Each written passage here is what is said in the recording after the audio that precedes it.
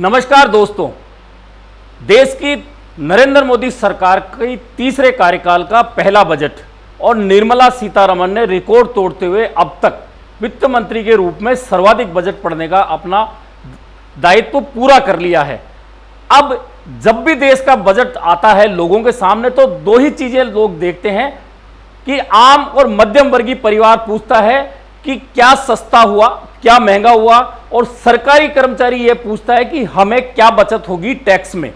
इसके अलावा क्योंकि अब जब से नरेंद्र मोदी सरकार आई है रेलवे बजट को खत्म करके रेलवे का बजट इसी में शामिल कर लिया है, तो बहुत सारे लोग ये देखते हैं कि आने जाने के साधनों के लिए रेलवे ने कहां क्या कुछ दिया, रेलवे का कहां इंफ्रास्ट्रक्चर डेवलप होगा, कहां नई ट्रेन चलेंगी। अब यह ज्यादा समझ नहीं आता क्योंकि दोनों बजट को मिला दिया गया है। लेकिन चूंकि अब तीसरी बार नरेंद्र मोदी सत्ता में है, तीसरी बार यह सरकार आई है, ऐसे में क्या प्राथमिकताएं होनी चाहिए थी, क्योंकि जिस तरह का रिजल्ट लोकसभा चुनाव का आया था उसके बाद लगता था कि यह सरकार आम लोगों को राहत देगी।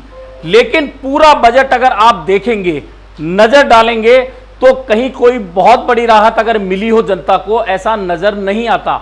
अब आप कहेंगे ऐसा क्यों, तो ऐसा क्यों, सबसे पहले तो बजट के टाइमिंग को लेकर सवाल उठ रहा है। दरअसल कुल मिलाकर 1 घंटा और 23 मिनट में वित्त मंत्री निर्मला सीतारमण ने पूरे देश का बजट सामने रख दिया संसद के पटल पर। यानी कि 1 घंटे 23 मिनट में आपने पूरे देश की योजनाओं का खाका खींचकर और सदन के पटल पर रख दिया। तो आप समझ गए होंगे कि 1 घंटे 23 मिनट पूरे देश के लिए अगर वित्त मंत्री दे रही हैं तो उस बजट में क्या होगा। यानी कि कुल मिलाकर आमदनी अठन्नी खर्चा रुपया, यह कहावत तो हमेशा चली आ रही है, लेकिन इस बार यह कहावत थोड़ी सी अलग हो सकती है क्योंकि सरकार की आमदनी ऐसी नहीं है कि वह दिल खोलकर बहुत कुछ आपको दे सके। ऐसे में आमदनी चवन्नी खर्चा रुपया कहा जा सकता है। अब सस्ते महंगे की तो बात नहीं, लोगों की नजर यह थी खास तौर पर सरकारी कर्मचारियों की कि उन्हें टैक्स स्लैब में क्या फायदा होगा। तो आपको पता होगा कि 3 लाख रुपए तक की आय टैक्स फ्री थी, अब भी 3 लाख रुपए तक की आय टैक्स फ्री है। इसके अलावा उसके बाद में 3 लाख से 6 लाख तक सिर्फ 5% टैक्स लगता था, लेकिन उस सेविंग्स में पैसा लगाकर वह पैसा बचा लिया जाता था जो टैक्स में जा सकता था। अब 3 से 6 की जगह इस स्लैब को बदलकर 3 से 7 लाख का कर दिया, 1 लाख रुपया बढ़ा दिया। लेकिन उसमें फायदा क्या होगा, वही 5% टैक्स है तो वह सेविंग में बचा लिया जाएगा। इसके अलावा टैक्स स्लैब में किसी तरह का कोई भी बदलाव नहीं किया गया है, बाकी वही टैक्स स्लैब का बदलाव है। यानी कि जनता को बहुत ज्यादा राहत टैक्स को लेकर नहीं दी गई है। अब इसके अलावा बात करें तो सरकार हमेशा कहती है युवाओं के लिए, किसान के लिए, महिलाओं के लिए और इंफ्रास्ट्रक्चर के लिए यह बजट दिया गया है, लेकिन है क्या।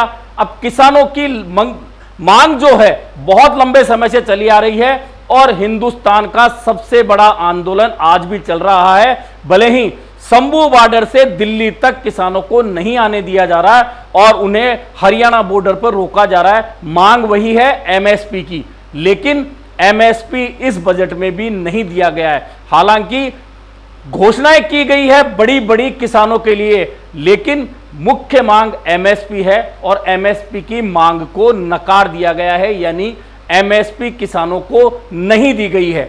अब आप कहें युवाओं को, तो युवाओं के लिए सबसे बड़ी बात होती है सरकारी नौकरियां, नौकरियों के अवसर उन्हें मिले।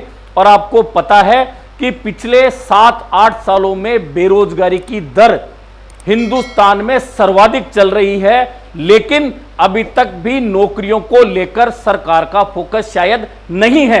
हालांकि सरकार ने कहा है कि नए युवाओं को इंटर्नशिप के लिए मौका मिलेगा, लेकिन इंटर्नशिप एक अलग बात है, स्थायी रोजगार एक अलग बात है। स्थायी रोजगार को लेकर इस बजट में निर्मला सीतारमण कोई खाका नहीं खींच सकी है। यानी कि जो उम्मीद किसान और युवा को थी उन्हें वह उम्मीद पूरी होती नजर नहीं आ रही। इंफ्रास्ट्रक्चर की बात करें तो इंफ्रास्ट्रक्चर हर सरकार की प्राथमिकता होती है, और अब इंफ्रास्ट्रक्चर की प्रॉब्लम इसलिए नहीं है कि जयपुर से दिल्ली तक की सड़क बनी हुई है।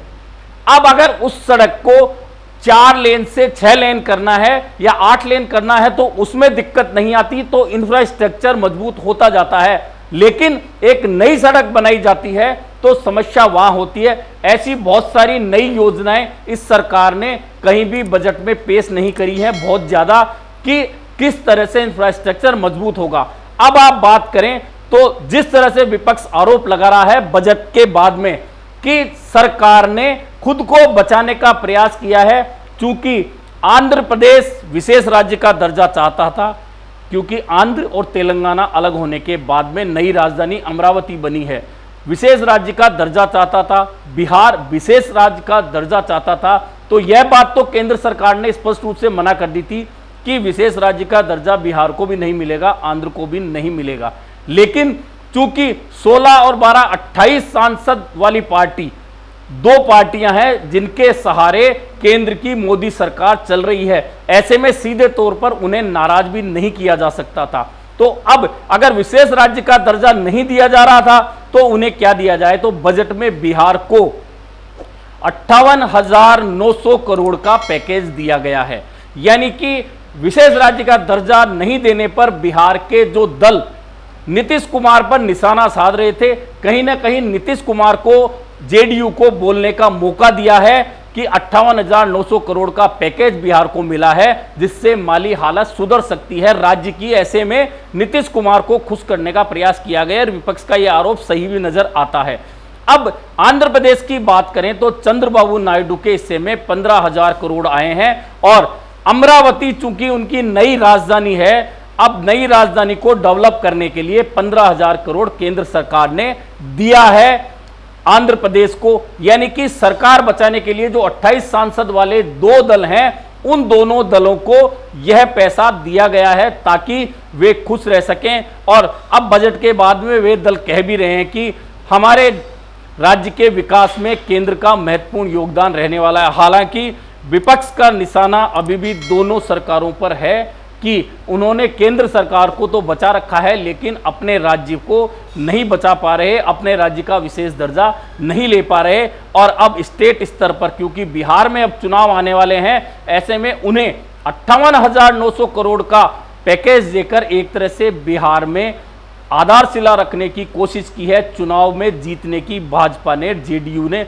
अब उसका कितना फायदा मिलेगा वह तो आगे समझ आएगा, लेकिन फिलहाल यह और कुछ विशेष बातें अगर बात की जाए तो जो टैक्स की मैं बात कर रहा था, तो टैक्स रिजिम के तहत 3 से 7 लाख मैंने आपको बताए कि 5% टैक्स देना पड़ता था, अब 3 से 7 लाख तक देना है। यानी कि कोई बहुत बदलाव नहीं है, लेकिन टैक्स पेयर को लगभग 17 से 18,000 करोड़ की बचत हो जाएगी इस मामले को लेकर, इस स्लैब को बदलने के लिए। इसके अलावा इस स्लैब में कोई बदलाव नहीं।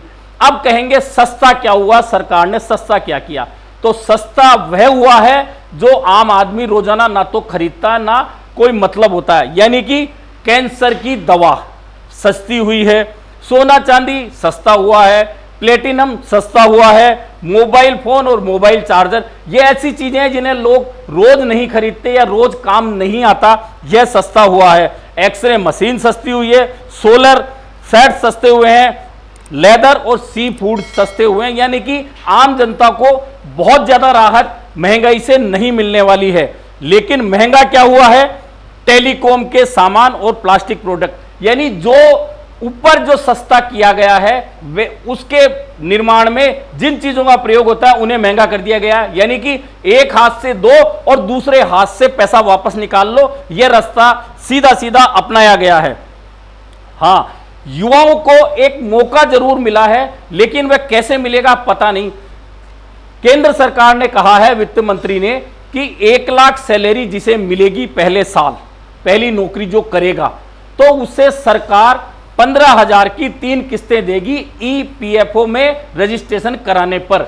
यानी कि कुल मिलाकर उसे 45,000 रुपए और मिल जाएंगी, जिसको 1 लाख रुपए पहले साल में नौकरी में मिल रहे हैं, 1,45,000 उसके हो जाएंगे। ये 3 किस्तें 15,000 की अगर उसके हिस्से में आ जाती हैं।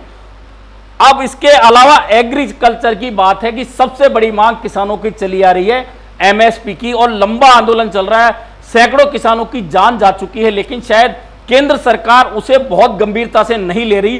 कृषि के लिए घोषणा हुई है 1.52 लाख करोड़ की, लेकिन एमएसपी नहीं दे रही केंद्र सरकार। एमएसपी का कोई ऐलान नहीं है, यानी कि किसानों की प्रमुख मांग को ठुकरा दिया गया है। अब इसके अलावा युवाओं को नौकरी की बात है। दरअसल बार बार जीडीपी की बात होती है हिंदुस्तान में कि जीडीपी इतना प्रतिशत रहेगी, 7% के ऊपर रहेगी, लेकिन जीडीपी इस 7% से ऊपर तभी रह सकती है जबकि युवाओं के लिए रोजगार पैदा किए जाए, बेरोजगारी की दर को कम किया जाए, तब कहीं जाकर जीडीपी को बढ़ाया जा सकता है। लेकिन नौकरियों को लेकर सरकार ने, वित्त मंत्री निर्मला सीतारमण ने कोई बहुत ज्यादा घोषणाएं नहीं की है। और जो बात हुई है, हर साल 20 लाख युवाओं को इंटर्नशिप, एजुकेशन लोन पर 3% ब्याज सरकार देगी। शिक्षा पर 1.48 लाख करोड़ का बजट पेश किया गया है। कुल मिलाकर युवाओं को सिर्फ यह दिया गया इंटर्नशिप। इंटर्नशिप कोई नौकरी नहीं है, इस बात को आपको समझ लेना चाहिए। इंटर्नशिप वह होती है कि आप पढ़ाई लिखाई करके आ रहे हैं, आपने कोई व्यावसायिक शिक्षा ली है, आपको अब उस व्यावसायिक शिक्षा के साथ में प्रैक्टिकल ज्ञान लेना है, तो किसी संस्थान के साथ में आप काम करते हैं कुछ दिन के लिए, उसे इंटर्नशिप कहा जाता है। तो 20 लाख युवाओं को इंटर्नशिप, यानी कि जो सरकार 2 करोड़ रोजगार हर साल पैदा करने की बात करती थी, और अब तक जिस सरकार को पिछले 10 साल के कार्यकाल के दौरान 20 करोड़ युवाओं को रोजगार दे देना चाहिए था, उस सरकार के समय अधिकांश युवा बेरोजगार घूम रहा है और बेरोजगारी की दर हिंदुस्तान में ज्यादा है। इसके बावजूद 11 साल 11वां बजट जो नरेंद्र मोदी सरकार का है, उसमें बहुत ज्यादा युवाओं को उम्मीद के मुताबिक छोड़िए, उम्मीद से कोई छींटे पानी के डाले गए हैं इंटर्नशिप के नाम पर, यानी कि बहुत कुछ ज्यादा नहीं है। अब महिला और लड़कियों के लिए योजनाओं के लिए 3 लाख करोड़ का प्रावधान किया गया है। यह प्रावधान हमेशा होता है, लेकिन महिला सुरक्षा, महिला रोजगार और इन्हें लेकर कोई बहुत बड़ा खाका खींचने में निर्मला सीतारमण विफल नजर आई हैं। हर घर बिजली पहुंचाने के लिए, क्योंकि बिजली का संकट पूरे देश में है, खास तौर पर कोल एनर्जी को लेकर, क्योंकि कोयले की डिमांड और आपूर्ति दोनों में हर राज्यों में बहुत अंतर है और इन पर विवाद होता रहा है। इसलिए केंद्र सरकार ने हर घर बिजली की योजना के लिए सोलर को लेकर 1 करोड़ घरों को 300 यूनिट तक हर महीने फ्री बिजली की बात की है। अब यह कैसे पहुंचेगी, किस तरह से सरकार लेके जाएगी, यह बहुत बड़ी बात है। कुल मिलाकर जो बजट पेश किया है निर्मला सीतारमण ने, मैंने पहले ही बता दिया कि जो बजट सिर्फ 1 घंटे और 23 मिनट में पढ़ लिया जाए तो आप सोच सकते हैं कि देश भर की योजनाएं 1 घंटे 23 मिनट में पेश कर दी गई। 30 से ज्यादा राज्य जिस देश में हैं, केंद्र शासित प्रदेश हैं, बहुत सारे राज्यों की अलग अलग स्थिति है, उन राज्यों का पूरा खाका उनकी योजनाओं को लेकर महिला, किसान, युवा, उद्योगपति, टैक्स पेयर सबके लिए अगर पूरा खाका 1 घंटे और 23 मिनट में खींच दिया गया तो आप समझ सकते हैं कि इस बजट में बहुत ज्यादा आम जनता को जो आस थी वह सारी आस टूट चुकी है। और मैंने पहले भी कहा था, रेलवे का बजट इसमें मर्ज कर दिया गया है, लेकिन आपने देखा होगा कि पूरे बजट के दौरान रेलवे को क्या मिला है, रेलवे खाली हाल है।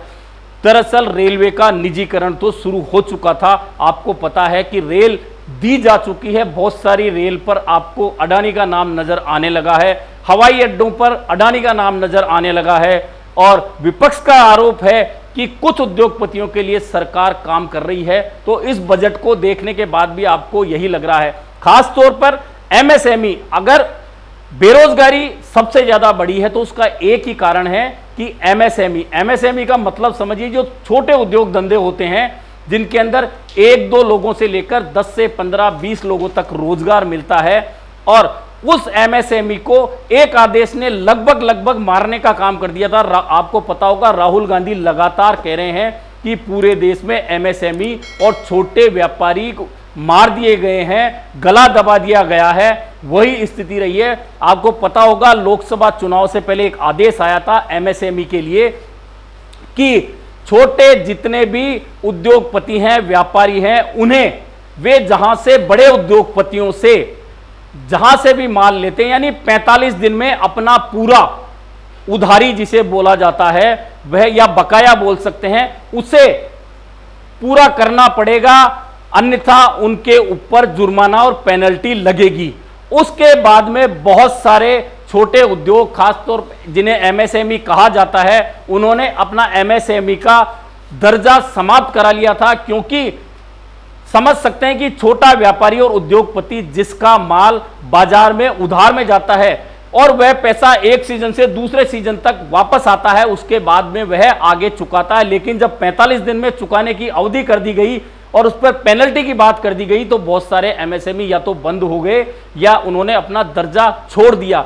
कुल मिलाकर जिस एमएसएमई को आगे बढ़ाने की बात थी, उसे लेकर भी वित्त मंत्री निर्मला सीतारमण कोई बहुत बड़ा खाका नहीं खींच सकी। कुल मिलाकर नरेंद्र मोदी सरकार के तीसरे कार्यकाल का पहला बजट बहुत ज़्यादा उम्मीदों पर खरा नहीं उतरा है। लेकिन चूंकि बिहार में अब चुनाव होने हैं विधानसभा, ऐसे में 58,900 करोड़ का पैकेज देके एक तरह से खुश करने का प्रयास किया गया, लेकिन विशेष राज्य का दर्जा नहीं मिला है। किसानों की एमएसपी की मांग पूरी नहीं हुई है, युवाओं को रोजगार की मांग पूरी नहीं हुई है।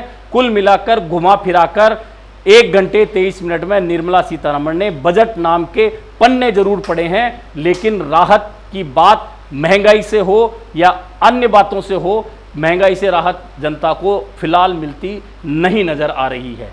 अभी के लिए इतना ही, फिर मिलेंगे नए मुद्दे पर चर्चा के साथ।